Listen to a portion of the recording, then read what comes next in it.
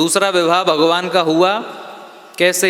एक सत्राजित नाम के राजा हैं, उनके पास में एक मणि है जिस मणि का नाम है स्यमंतक मणि। वो मणि प्रतिदिन कई 100 किलो सोना प्रदान करती है। ऐसी भव्य दैवीय मणि है वो।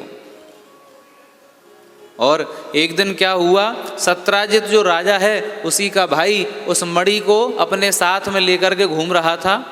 तो एक वन में शिकार करने के लिए गया और वहाँ से लौट करके ही नहीं आया।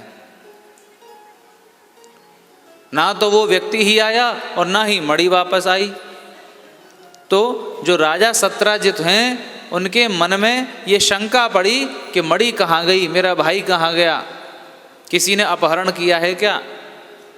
तो सत्राजित को याद आया कि अभी कुछ समय पहले ही सभी राज्य के राजाओं की जब बैठक हुई थी तो वहाँ पर द्वारकाधीश श्री कृष्ण ने ऐसा बोला था कि आपकी जो समंतक मणि है उसे द्वारका के राजकोष में जमा करवा दीजिए, इसके द्वारा जो सोना प्राप्त होगा उससे प्रजा का भला होगा, दूसरे राज्यों का भी विकास कर पाएंगे। तो ऐसी भावना द्वारकाधीश ने व्यक्त की थी। तो सत्राजित राजा के मन में ये बात आई कि कहीं ना कहीं ये संभव है कि द्वारकाधीश ने ही वो मणि चुराई होगी और उस मणि के लोभ में ही हो सकता है अपहरण भी कर लिया हो। और सत्राजित ये बात इधर उधर कहने लगा कि मेरी मणि चोरी हो गई है, कहीं ना कहीं द्वारकाधीश ने ही चुराई है, क्योंकि मैंने सुना है इनके बारे में कि जन्म से थोड़ा चोरी का स्वभाव तो इनका है ही। तो सब जगह भगवान की छवि को धूमिल करने में लग गई। अब ये बात भगवान के कानों तक पड़ी। देखिए, कोई व्यक्ति चुराए और उसके कानों में ये बात पड़ जाए कि उसने चुराई है तो कोई बात नहीं, पर यदि कोई निर्दोष हो जिसने जो कार्य किया ही नहीं है उसका दोषारोपण यदि किया जाए तो वो व्यक्ति सहन नहीं कर पाता। अब भगवान को जब ये बात पता लगी कि मेरे ऊपर चोरी का आरोप लग रहा है तो भगवान ने भी विचार किया कि कलंक तो लगना ही है, चौथ के चंद्रमा के दर्शन तो हमने किए ही हैं। तो भगवान पे कलंक लग गया। अब भगवान सोच रहे हैं ये कलंक मिटाया कैसे जाए।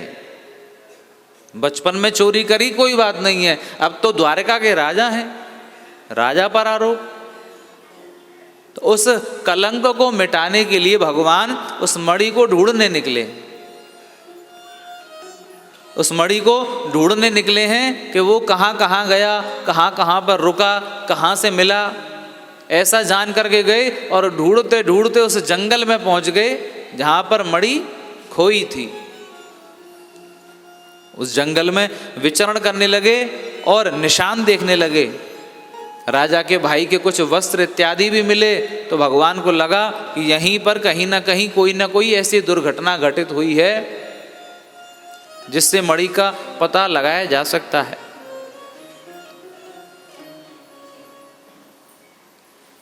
अब वहां पर उन्होंने क्या देखा कि राजा भाई के कुछ अवशेष हैं, कुछ हड्डियां हैं। तो निशान देख करके भगवान ये समझ गए किसी न किसी जंगली जानवर ने इस राजा पर हमला किया होगा और उसकी मृत्यु हो गई। तो मणि भी यहीं कहीं आसपास होनी चाहिए। तो भगवान जंगल में उस मणि को ढूंढ रहे हैं और मणि भगवान को मिली भी गई। और मिली किसके पास? जामवंती के पास। जामवंत जी को आप जानते होंगे, रामायण में जामवंत जी का बहुत बड़ा सहयोग रहा युद्ध में। राम जी के अनन्य भक्त हैं और बड़े पराक्रमी और वीर हैं महाराज। अब भगवान ने वो मणि जामवती के पास देख ली और उससे जब मणि मांगी तो जामवंत जी आए। उन्होंने कहा ऐसे तो नहीं मिलेगी मणि। पूरी रामायण में जामवंत जी को अपने बराबर का कोई योद्धा नहीं मिला जिससे वह युद्ध कर सकें। तो यहाँ पर जामवंत जी ने द्वारकाधीश को युद्ध के लिए ललकारा है।